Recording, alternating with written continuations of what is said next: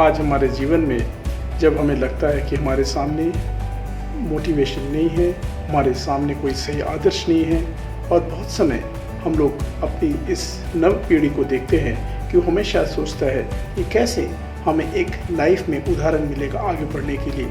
और बहुत समय तो ये देखते हैं कि आज के जो नवयुवक है उन्हें हमेशा इस चीज़ का कन्फ्यूजन रहता है कि वो जीवन में आखिर उन्हें क्या करना चाहिए। 16-17 की उम्र में लोगों को जब होश भी नहीं होता है कि उनके लाइफ में क्या उनका रोल मॉडल होना चाहिए, उनका रोड मैप क्या होना चाहिए, उनका लाइफ का सही दिशा क्या होना चाहिए। एक ऐसा ही बालक जो 3 दिसंबर के दिन जो इस पृथ्वी पे आया था और जिन्होंने आखिरकार दिखा दिया कि जीवन में कैसे अपनी मातृभूमि के लिए हम लोग निछावर हो सकते हैं। ये 3 दिसंबर का दिन एक ऐसे बलिदानी, एक ऐसे महामानव का जन्म हुआ था जो हमारे इतिहास के पन्नों में अपना नाम स्वर्ण अक्षरों में लिख के गए थे। लेकिन आज दुर्भाग्यवशत आज हम उस महामानव को बहुत कम लोग ही याद रखे हुए हैं। ये 3 दिसंबर दोस्तों एक ऐसा ही बलिदानी ने इस पृथ्वी में, इस भारत भूमि में जन्म ग्रहण किया था। उनका नाम था खुदीराम बोस। ये खुदीराम बोस एक भारत के सबसे कम उम्र के शहीद माने जाते हैं। खुदीराम बोस जो कि डॉगलस किंग्सफोर्ड के मारने हत्या करने के षड्यंत्र के लिए जिनको फांसी दिया गया था, उस समय कहा जाता है कि इतने कम उम्र में भारत में कभी कोई शहीद पहले नहीं हुआ था। आज के नवयुवक जबकि 18 वर्ष की इस उम्र में लोगों में मैच्योरिटी नहीं होता है, जो आखिरकार आज देखा जाता है लोगों को जीवन में उनका एम भी स्थापित नहीं हो सकता है। तो सोचिए इतना कम उम्र में, उस समय में इतना बड़ा डिसीजन इतना कॉन्फिडेंस के साथ किस तरीके से खुदीराम बोस ने लिया था। वो कम उम्र से ही जीवन में बहुत कुछ उन्होंने सैक्रिफाइस कर लिया था। जब उनका उम्र सिर्फ 6 वर्ष का था, उनका माता पिता चल बसे।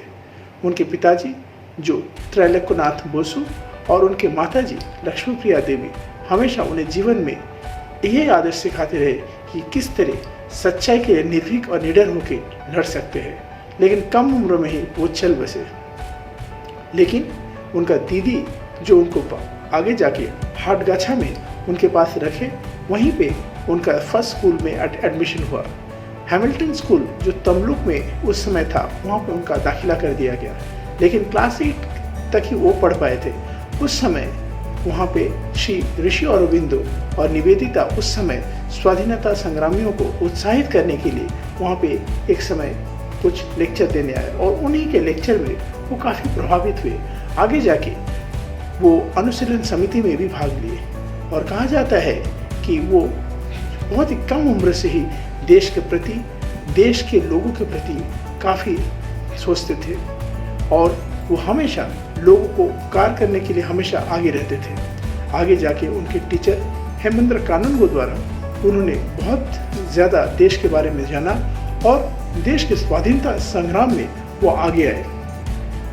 आज इस महान दिवस में हम इस महाप्राण को याद कर रहे हैं, लेकिन कितने लोग आखिरकार खुदीराम बोस के बारे में जानने की कोशिश करते हैं। आजकल हमारे सामने जब ये बात कहा जाता है कि नवयुवकों के पास कोई एक सही एग्जाम्पल नहीं है, रोल मॉडल नहीं है, और हमेशा वो हमें पाश्चात्य की अनुकरण करने की कोशिश करते हैं। आज आपने देखा होगा कॉलेज, यूनिवर्सिटी, स्कूल के बाहर बहुत समय हम लोग इंटरनेशनल लीडर्स को देखते हैं, उनकी छवि देखते हैं, उनके पोस्टर्स देखते हैं और उनके टी शर्ट भी पहनते हैं।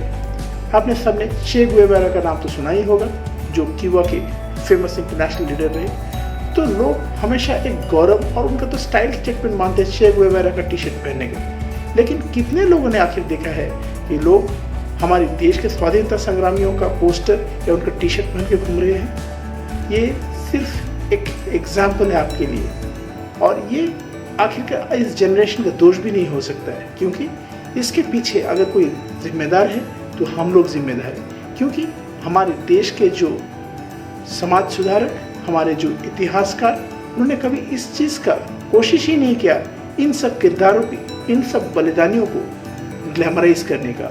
और जब तक इनका जो बड़ा कंट्रीब्यूशन रहा हमारे समाज, हमारी देश, हमारी सोसाइटी के प्रति, उन्होंने कभी इन सब चीज़ों को सामने लाने की कोशिश नहीं किया।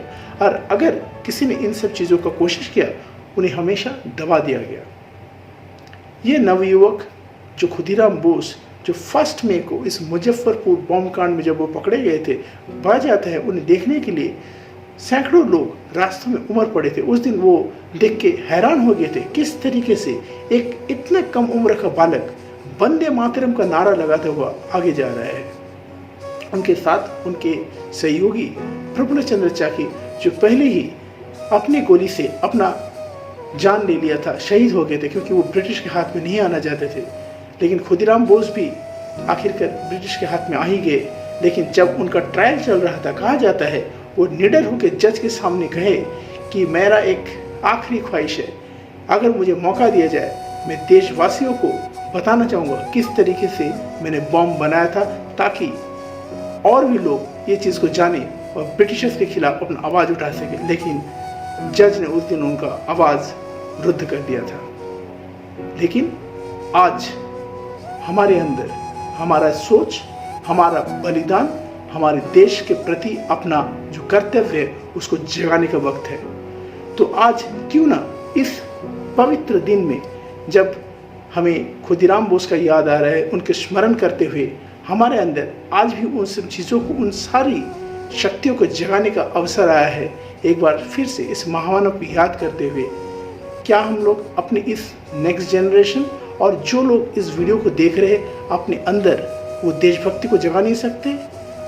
दोस्तों, आप कभी भी अपने अंदर अगर टटोल के देखो, आज भी आपके अंदर उतना ही देशभक्ति, उतना ही अपनी मातृभूमि के प्रति वही गर्व, वही प्यार छुपा हुआ है।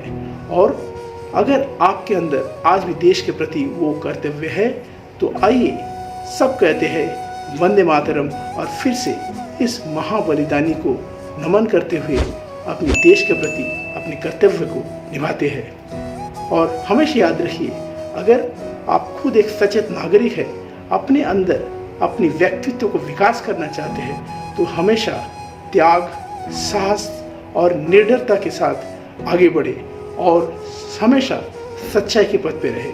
और इसी तरीके से मेरा कोशिश रहेगा आपके सामने हर बार इस तरीके का वीडियो लाके आपको हमेशा मोटिवेट और जागरूक करता रहूं। जय हिंद, वंदे मातरम।